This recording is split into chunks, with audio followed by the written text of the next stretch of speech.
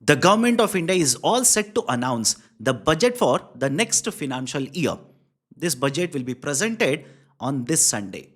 But before that, the Ministry of Finance and specifically the Department of Economic Affairs has come out with another very important document, Economic Survey for the year 25 and 26. If you're somebody who is going to write the civil services examination, or for that matter, any competitive examination, these two documents are a must. The economic survey will give you details of what has happened in the last 1 year, and the budget shall provide you the information regarding what the government of India has proposed to do in the next one financial year. So let's look at the important or the most important highlights of the economic survey for the year 25 and 26.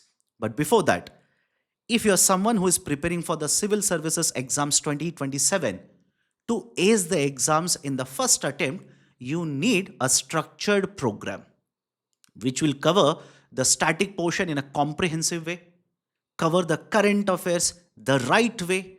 You need to have the correct reading material, the prelims as well as mains test series. All of this will be made available to you once you enroll into the unacademy courses, which are available at the lowest price ever, 17,999.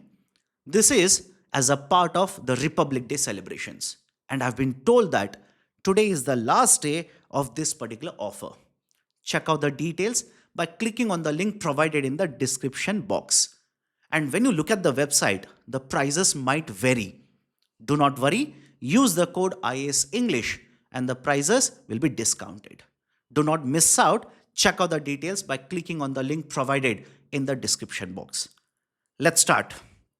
What are the most important observations that you need to focus on, which have taken place in the year 2025 and 2026 according to the economic survey? The first important area, fiscal developments. And within that, the first one, sovereign credit rating. There are global credit rating agencies. For example, you have S&P, Standard and Poor, you have Moody's, you have Fitch. Very often the government of India and the chief economic advisor as well as many of the representatives of government of India, they have been against the sovereign credit rating that has been given to Indian economy. Their argument is, looking at the performance of Indian economy in the last one decade, in terms of GDP, we are one of the largest today. Forex reserves, one of the largest in the global market. Inflation, very stable. So when you look at these kind of indicators, including even the deficits, the government debts, India's sovereign credit rating should be much better. But when you look at these credit rating agencies, most of the times, India's sovereign credit rating will be the lowest within the investment grade. So now what has happened to the sovereign credit rating according to the economic survey? At a time period when the global market is experiencing uncertainty, volatility, so much of disruption has taken place, and a major economy such as USA has been downgraded in the recent times. With all of this taking place surrounding us or around us, thanks to the policies implemented by the government of India, the performance of the Indian economy actually has resulted in upgrading of sovereign credit rating. For example, the three rating agencies which have been mentioned here, they have upgraded India's sovereign credit rating. This is a very good outcome. Second important point, taxation. Whenever you talk about the government finances, you will focus on the expenditure of the government as well as the receipts of the government. And within the receipts of the government, the most important receipt is obviously the taxation receipt. So what has been the performance of government of India in terms of revenue or the receipt collection capacity? Look at the non-corporate tax collection. We have taxes, within the taxes, we have corporate taxes as well as other taxes. Look at the non-corporate tax collection. These collections have remained buoyant, which has helped increase the overall revenue receipts collected by the government. And what do you mean by buoyant here?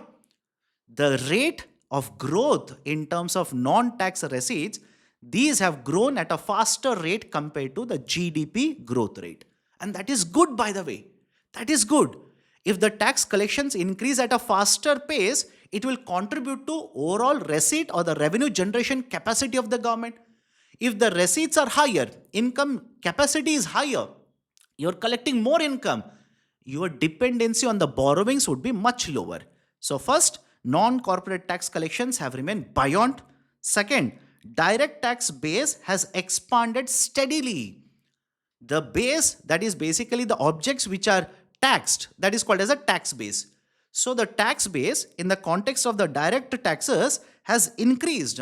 As a result of this, the number of taxpayers under the direct taxes has increased from 6.9 crore to 9.2 crore between financial year 22 financial year 25. And what is the importance of this? When the tax base increases, when the tax base widens like this, it means you have brought in more people, more objects under the taxation bracket.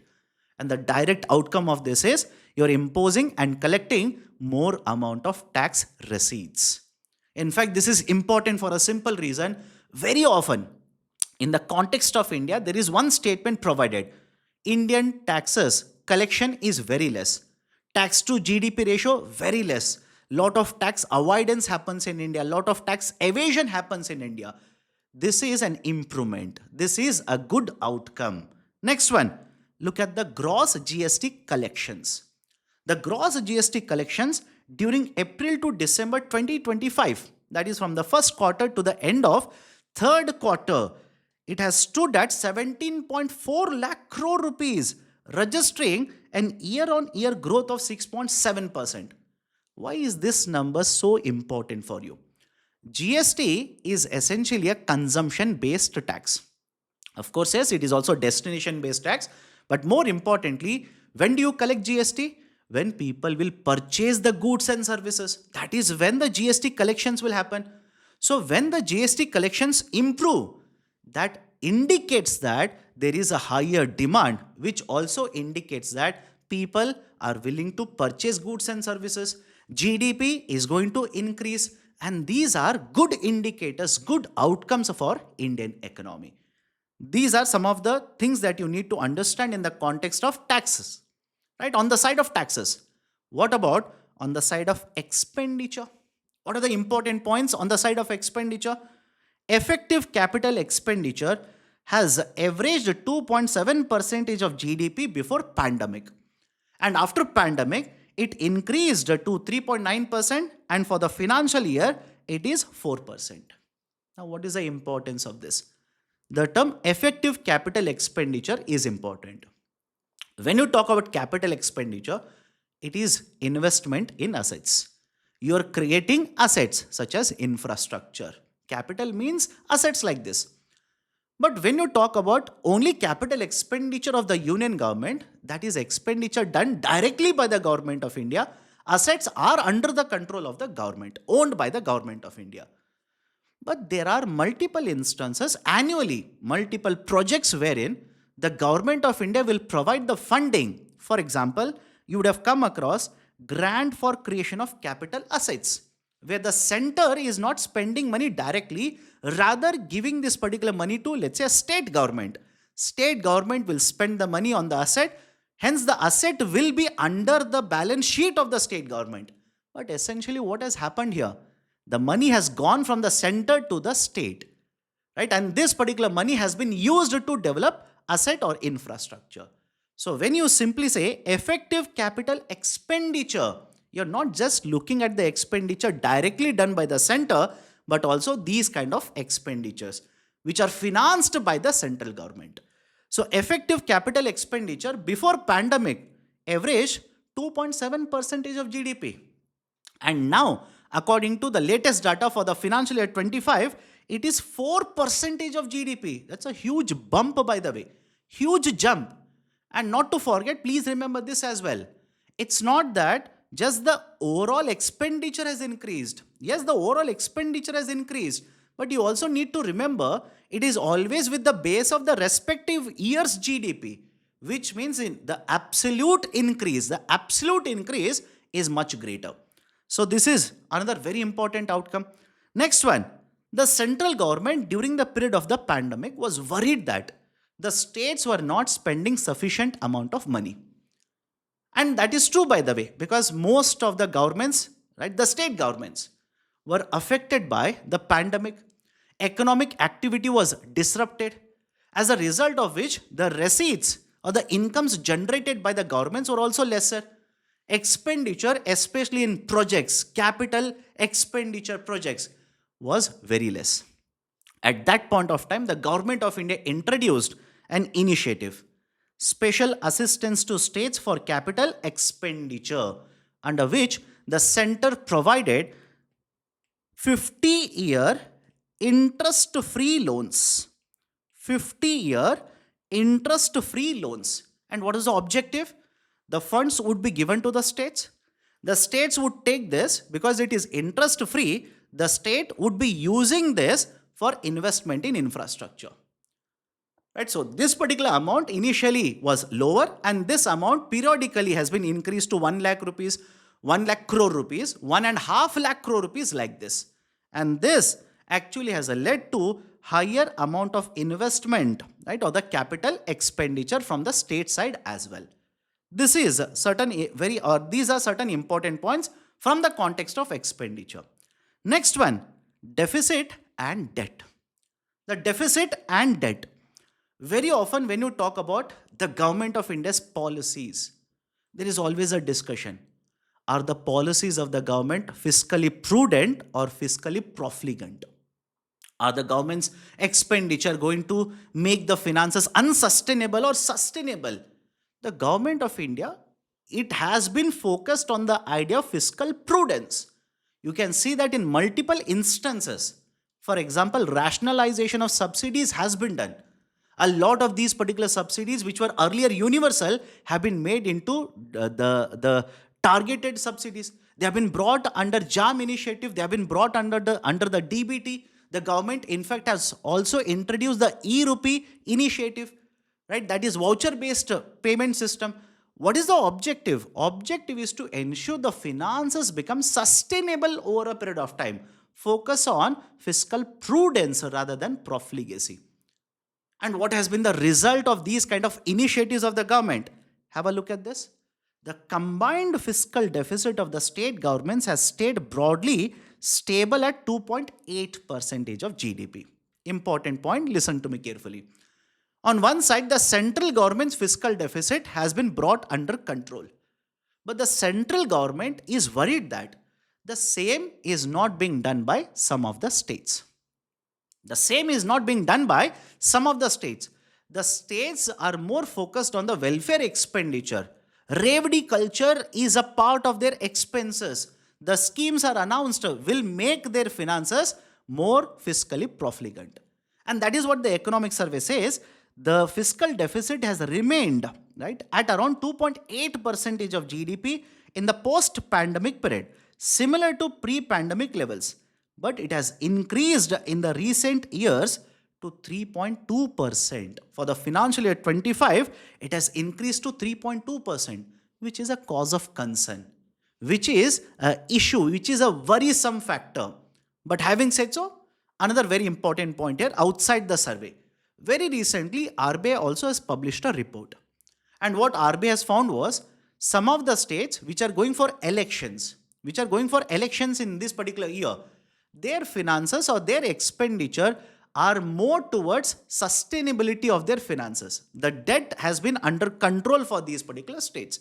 That is one more point for you to remember in addition to the economic survey. Now, India reduced its general government debt to GDP ratio by about 7.1%. What is the importance of this? In the last decade, when Mr. Arun Jaitley was the finance minister, there was a committee set up. NK Singh Committee or else FRBM Review Committee. The focus of the committee was essentially, rather than targeting only the fiscal deficit and revenue deficit reduction, under FRBM, we should also focus on the reduction of debt to GDP ratio. And that committee recommended, which was adopted by the government, to have the debt to GDP ratio of total 60%. Total in the sense, center plus states put together, it should be 60% of GDP. Central government 40% of 40% of GDP, and the states 20% of GDP. But because of the pandemic and various instances after that, the central government as well as the state governments had to increase their expenditure, which contributed to higher debt. As a result of this, the debt, general government debt, center plus states, increased, crossed 80%, crossed 85%, crossed 88%. But now the economic survey says we have been able to bring this particular general government debt by more than 7 percentage points since 2020, which is a good outcome. Next, monetary development. We have taken care of the finances of the government. Let's look at RBI and the banking sector. There are two very important areas which have been discussed in the economic survey. One is what has happened to the non-performing assets. What is the basic idea of an NPA? You give a loan, the repayment does not happen for a period of 90 days. And then you classify this as a non-performing asset. Now, what has happened to the NPAs? The NPAs in numbers increased very fast to a very high concerning level. Mid 2010 and 2020, that is between 2010 and 2020, the NPA numbers were very, very high. One of the highest levels of NPAs. The government of India implemented multiple measures. RBI implemented multiple measures. As a result of which we have seen that the finance minister as well as RBI have stated this multiple times. Once upon a time, there was a twin balance sheet problem in India. There was a twin balance sheet problem. This today has become a twin balance sheet advantage. And I'll prove that with the data which has been published in this economic survey. Look at what has been the gross NPA. Gross means the total NPAs in the balance sheet of the banks, specifically scheduled commercial banks. The gross NPAs in the scheduled commercial banks has fallen down to 2.2%, one of the lowest in multiple decades in India.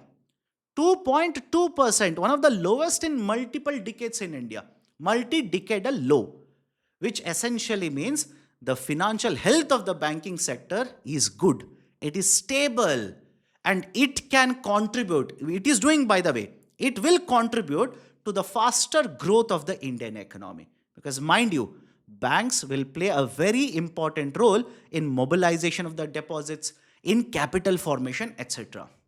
And not just this, economic survey also has highlighted the performance of financial inclusion in India.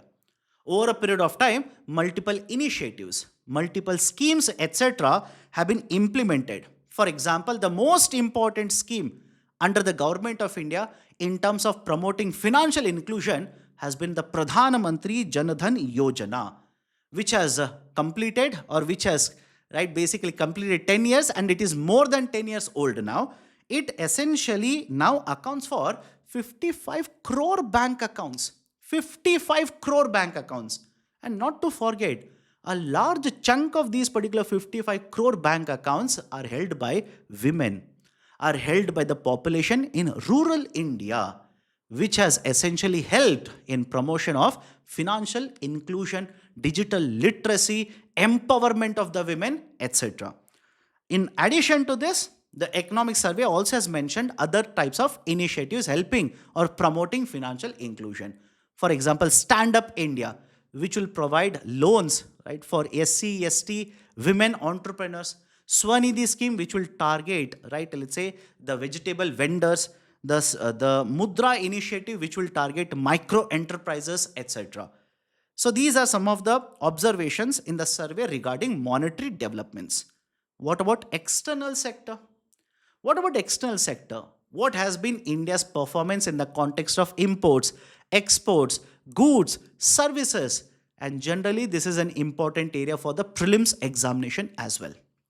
Between calendar year, CY means calendar year, between calendar year 2005 to 2024, India's share of global merchandise exports has nearly doubled. According to the latest data, India's merchandise exports account for 1.8%. Remember this, 1.8% of the global merchandise exports. And what has happened to services? In case of services exports, it is much better. The services exports have more than doubled. From 2% of the total services exports, now India accounts for 4.3% of the global services exports. Memorize these numbers. But be very careful here. Be very careful. Why? No doubt the services exports have grown faster. No doubt the services exports account for larger percentage out of the global services exports. But it doesn't mean services exports in India in terms of value are greater than the merchandise exports. It is not the meaning. Because have a look at this. India's total exports have reached a record of $825 billion. 825. In fact, under the Foreign Trade Policy 2023, the target is to make $2 trillion, right? To meet $2 trillion total exports. So total exports is $825 billion. Of this, how much is the services exports? $387 billion, which means if you remove this number out of 825, you will realize that merchandise exports in terms of value are greater compared to services exports. And look at the next point as well. India has remained the world's largest recipient of remittances. Remember this. For multiple years now, for many, many consecutive years, India has been the largest recipient of inward remittances. And this is important, by the way, because these are simply the dollars which are coming into India. These are not the dollars which are coming because you are exporting something that is good or a service. No, these are transfer payments which are coming into India. And for the financial year 25, we have received $135 billion worth of remittances. Important, please remember this. Remember it. And one more very important factor associated with this is, historically speaking, most of the remittances that India used to receive was from the West Asian countries or Middle East countries. But now there is a shift. There is a shift that has taken place. Rather than receiving majority of the remittances from this particular region, developed countries such as USA, European Union market, etc. have started increasing the contribution of inward remittances into India. And that is important for a simple reason.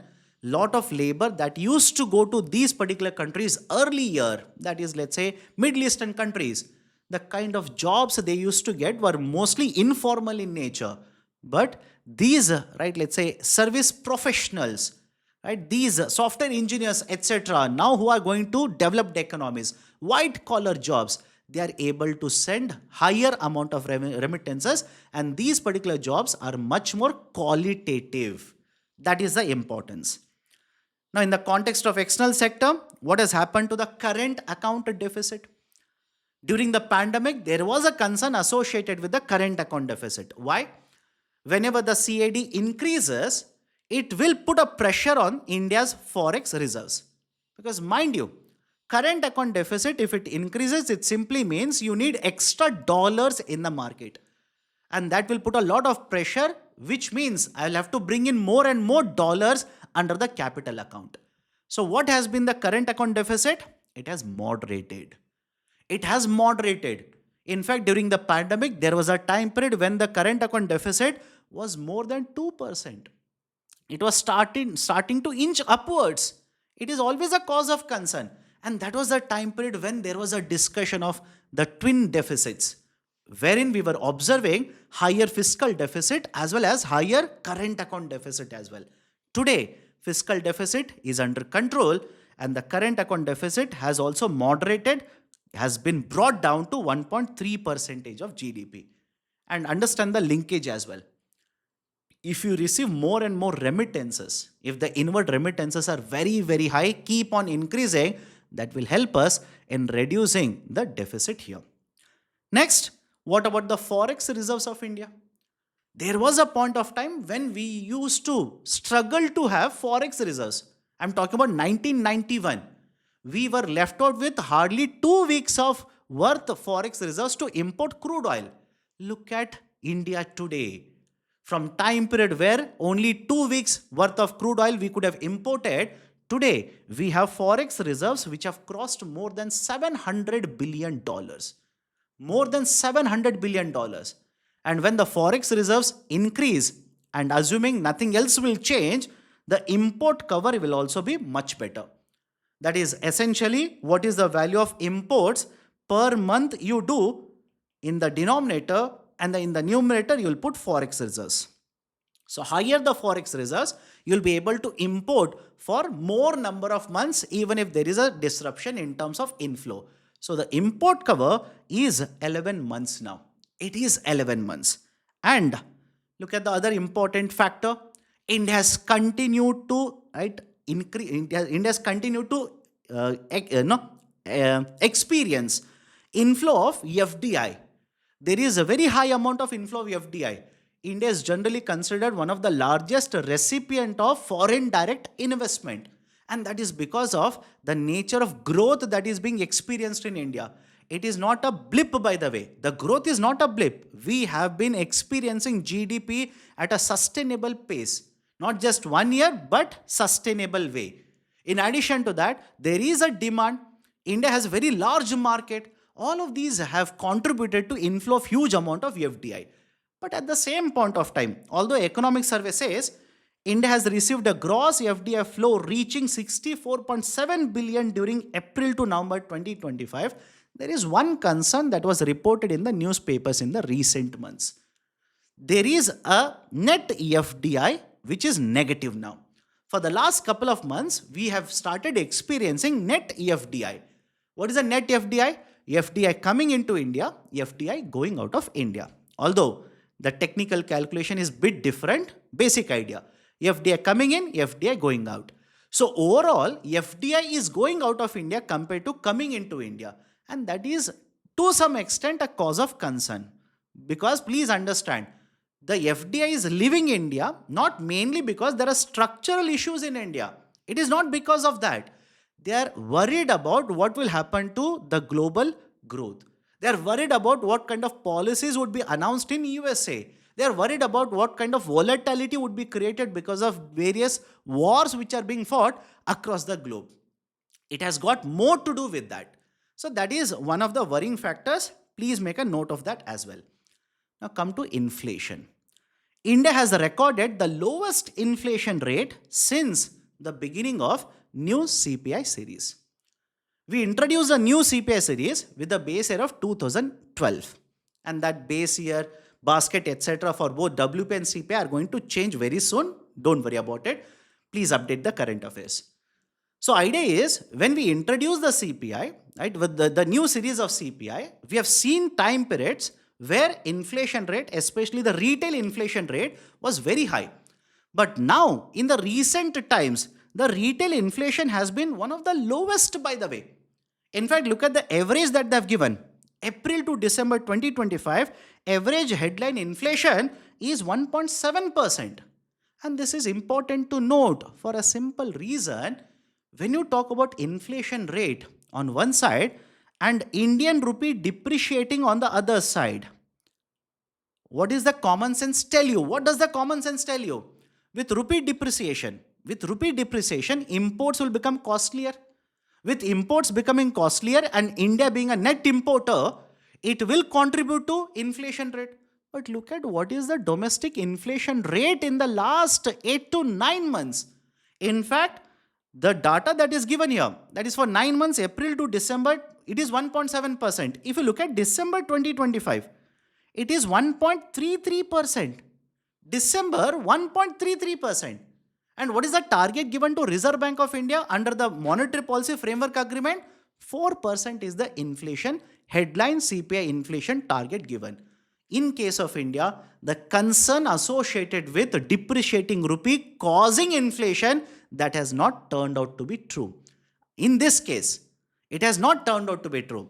But luckily what has happened in case of India, because of multiple other factors, for example, sufficient amount of food grain production and supply, right? Unlike earlier year when we experienced tomato prices, right, crashing, or tomato prices skyrocketing, onion prices skyrocketing, right, hitting more than 200, 250 rupees per kg, etc. Those kind of events have not happened in the recent times. And during, let's say, during COVID times, because of the supply side disruption, yes, there was inflation. So, moderation retail inflation is primarily attributed to the disinflationary trend in food and fuel prices. Disinflation essentially means inflation rate is there, but the change in the rate of inflation is slowing. The inflation rate is actually slowing down. Food and fuel prices are important for a simple reason. In the basket, the food and fuel commodities account for 52.7% of the weightage.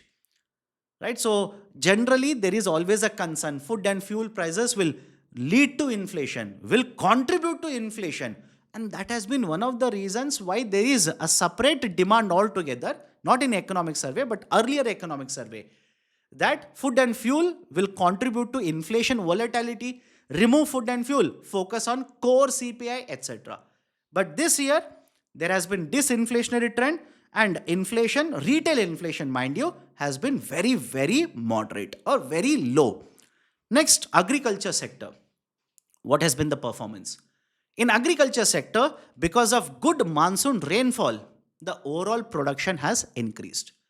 Overall production has increased. Look at the agriculture production. It is estimated to have reached 3,577 lakh metric tons. And this is higher compared to the previous, that is 23 and 24. It is much higher. And what is the impact of this? Sufficient supply of food grain is there in the market. In fact, very recently, one more important current affairs point for you to note. Very recently, the government of India has announced that India has overtaken China to become the largest rice producer in the global market. It has overtaken China to become the largest rice producer in the global market. All these are positive signals. All these are good signals for the Indian economy. Because mind you, 46 to 47% of the total working population in India is present in agriculture. If agriculture sector performs better, it will be a positive news for not only the economy but also the other participants in the market, such as farmers, marginal farmers, the households which will derive their income from the agriculture sector. In addition to this, the government of India has also implemented multiple reforms in the recent times. Multiple reforms. You can quote the example of ENAM. In fact, it has been given in the economic survey as well. Agriculture Infrastructure Fund. Right? Multiple initiatives have been implemented by the government which has contributed to better agriculture sector production. And the overall growth in the agriculture sector has been driven by the higher output of rice, wheat, maize and coarse cereals. These are certain important points in the context of agriculture. What about the next important area? Services. Historically, when you see the contribution of services to the GDP as well as GVA, you take the last 1 decade, 1.5 decade, you will see contribution is very high. It is very high. According to the latest data given in the survey, services contribution in the GDP has increased to 53.6%. More than half of the GDP for the first half of the current financial year is coming from services. And when you look at its contribution in, let's say, the GVA, gross value addition, it is much, much greater, 56.4%. So essentially what you need to remember, consolidate this particular point. More than 54 to 55% of the GDP and GVA essentially come from the services sector in India. Right? It is services sector which is a major contributor. And look at the next point as well. India is the 7th largest exporter of services. 7th largest exporter with a share of its services in the global trade accounting for 4.3%. It's a repetition. This particular point earlier also we have covered. But next one is important. The services sector continues to be the largest recipient of FDI. It continues to be the largest recipient of FDI. and it accounts for average of 80.2%, 80.2%, 4/5 of the total FDI coming into India. It is essentially going into services sector. And this is for the time period 23 and 2025. These are certain very important points in the context of services sector. And that is where when the government of USA announces a bill to tax 25% on outsourcing of the services, there is a cause of concern in India. That is where whenever the trade discussions will take place, government of India will try to promote more market access or try to promote more and more service exports from India. Services are very, very important. The data is a proof of it. Next one, in the context of employment. 56.2 crore people aged 15 years and above were employed in the second quarter financial year 2026. What is the meaning of it? From one year to the next year, there is always a discussion. More people will join the labor force. They will join, right, the market where they are searching for the jobs. And we need to keep on creating more and more jobs to absorb this particular labor. And that is one very important point to remember, because it's not just sufficient to have population, very large population. Yes, population is important, no doubt. But just population will not lead to higher GDP. You need to provide skilling for them. You need to ensure sufficient jobs are there in the market. You need to ensure, right, these population, these workers will be absorbed in the labor market. According to the survey, for have a look at this, quarter 1 to quarter 2, when you compare these two for the financial year 26, how many jobs were created? 8.7 lakh jobs. Not a small number. 8.7 lakh jobs have been created. That's a very good number, by the way, because according to the earlier economic survey, there were concerns associated with jobless growth in India. Very often you must have heard of this. GDP is increasing very fast. Job growth is not increasing very fast. So we need to create more and more job or employment opportunities. In addition to this, there is also one more area, annual survey of enterprises or annual survey of industries. This generally focuses on the corporated enterprises, and according to this survey, the employment creation has increased by 6%. This is one more data set. In addition to this, there is also, right, data set from the eShram portal. eShram essentially will help in, right, employees working in unregistered the enterprises, unorganized enterprises, to basically be under the government, let's say, registration. eShram portal, it is essentially to promote registration. So as of January 2026, in the eShram portal, the registration of 31 crore unorganized workers has been done. 31 crore. And this essentially means the initiatives that have been undertaken by the government, the welfare programs being undertaken by the government, it is helping absorb more and more workers, provide benefit to more and more workers. And the labor code has formally recognized gig and platform workers. What kind of labor code they are talking about? Very recently, the government of India has notified the 4 labor codes. There's a separate video that I've done on this. If you're interested, do watch it. It is there in the same platform, that is the Unacademy IAS English YouTube channel under video section. But the labor code they are essentially referring to is, right, the code on social security. Code on social security. In India, the gig economy is ballooning. It is expanding very fast. But very few of the states, such as Karnataka, such as Rajasthan, had made an attempt to protect the, right, let's say, gig economy or the gig workers specifically. Now, central government, by notifying the labor code specifically, the code on social security, will recognize the gig economy and provide protection to the gig workers. Next one, important, poverty. In the context of poverty, what is the survey mentioning? In the context of poverty, the survey says that the World Bank changed its definition for extreme poverty. The World Bank earlier used to define extreme poverty, that is, if you're not able to spend $2.15 a day, you were classified as extremely poor. This definition was changed. Now it is a $3 per day, right? Adjusted to the purchasing power of 2021 prices. So if you take this particular formula, that is the poverty line number, and apply this to India, the survey simply says the population which can be classified as extremely poor will be 5.3%. It will be 5.3%. In addition to this, there is also one more number which is mentioned here. 23.9%, right, for lower middle income poverty. What is this lower middle income poverty? If you're not able to spend $3, it is extreme poverty.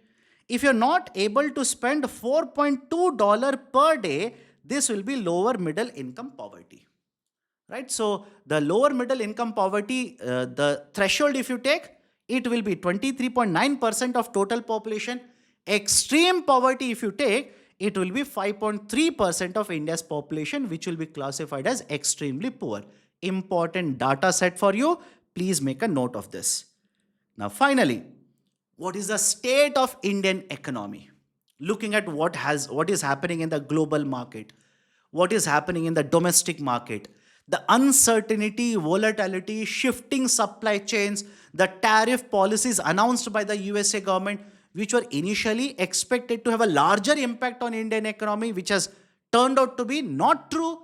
So finally, what is the state of Indian economy? The economic survey states that for the 26 and 27, right, the growth rate will be estimated at 6.8% to 7.2%. For 25 and 26, that is the current financial year, the growth rate is at, right, the provisional estimate is 7.4%. And this will make India, or it will ensure that India will continue to remain one of the fastest growing economies in the global market. So there you go. These are the most important highlights, the most important pointers from the economic survey which was published by the Department of Economic Affairs under the Ministry of Finance today. Please go through these particular points again. Do not worry about the PPT. It will be uploaded in the official Telegram channel. Right? Please download it. But more importantly, go through these particular points again. If you have liked the discussion, do not forget to hit the like button. If you are yet to join our YouTube channel, kindly do it right now. Thank you. Have a great day.